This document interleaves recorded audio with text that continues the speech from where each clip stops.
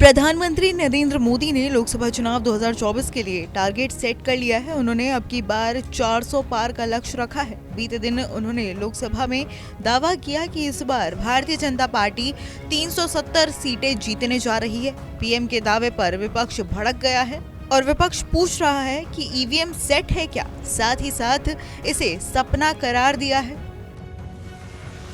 CPI नेता बिनोय विश्वम का कहना है कि पीएम मोदी की ये बयानबाजी बताती है कि वो जीत को लेकर आश्वस्त नहीं है, चुनाव से डर रहे हैं। इस सरकार ने देश और इसकी धर्मनिरपेक्ष साख को नुकसान पहुंचाया है। और क्या कुछ कहा है बिनोय विश्वम ने, आप खुद सुनिए। Not very later, rather sooner, he will see that he will sit in the possession in this very same parliament, not very far. This Prime Minister, who is known for his rhetorics, will be asked by the people, come and sit in the possession.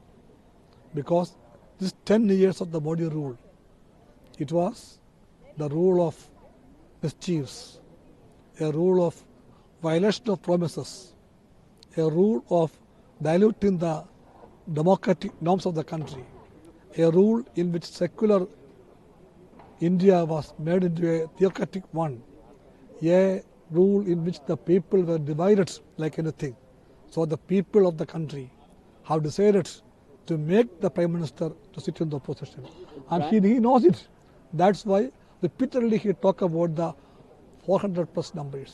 इसी के साथ कांग्रेस सांसद मनिकम टैगोर ने भी PM Modi पर कटाक्ष कर पूछा कि क्या अगर बीजेपी चुनाव में 370 का आंकड़ा हासिल करने में चूक गई तो क्या वो शपथ नहीं लेंगे।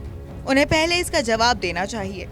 बीजेपी का ऐसा सपना हमेशा चकनाचूर हुआ है। अब इंडिया शाइनिंग पार्ट 2 होने जा रहा है। साथ ही साथ उन्होंने कहा कि प्रधानमंत्री नरेंद्र मोदी इंदिरा गांधी और जवाहरलाल नेहरू के बारे में बात किए बिना अपना भाषण भी पूरा नहीं कर सकते हैं। If they are not reaching 370, you will not take oath. Can he promise that? If that number goes below the number which he has announced, he will not take oath. Whether Prime Minister is saying that, these kind of election speeches he can make in Parliament, but people of India are have decided that people of India have the right. In 2004 also, India Shining was like this only, and the people of India knows that This kind of arrogance will be defeated. BSP से निलंबित किए गए लोकसभा सांसद दानिश अली ने कहा कि शायद PM Modi को ईवीएम के कारण इतना आत्मविश्वास है, उन्हें कम से कम पद की गरिमा बनाए रखनी चाहिए। उनका अहंकार 2024 में टूट जाएगा। देखिए, इतना अहंकारी भाषण प्रधानमंत्री को शोभा नहीं देता। देश के प्रधान बहुत अहंकारी भाषण था और देश की जनता अहंकार तोड़ देती है। आप देश के पहले प्रधानमंत्री पंडित जवाहरलाल नेहरू के बारे में ऐसे मखौल उड़ाते हैं। अरे आपका तो कोई इतिहास नहीं था। पंडित जवाहरलाल नेहरू 9 साल अंग्रेजों की जेल में रहे। आपके पुरखे तो अंग्रेजों से माफी मांगते रहे। आपके पुरखे तो अंग्रेजों से माफी मांगते रहे। माफी वीर हो रहे हैं आप परिवारवाद की बात करो। आपको अपने पार्टी के अंदर परिवारवाद नहीं दिखता।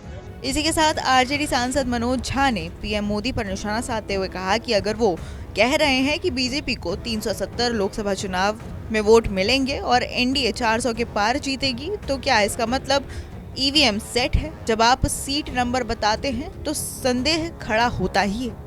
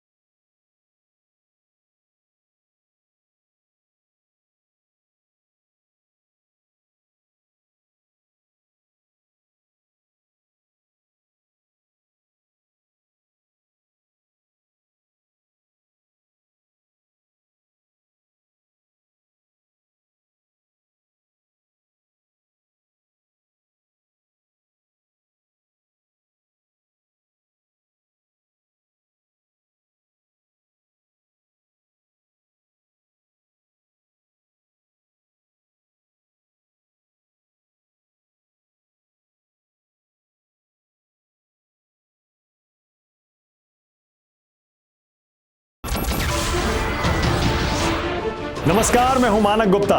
अगर आपको हमारा ये वीडियो पसंद आया हो तो इसे लाइक और शेयर जरूर करें और हां, हमें सब्सक्राइब और फॉलो करना ना भूलें ताकि आप देश और दुनिया की कोई खबर मिस ना करें। तो जुड़े रहिए हमारे साथ और देखते रहिए न्यूज़ 24।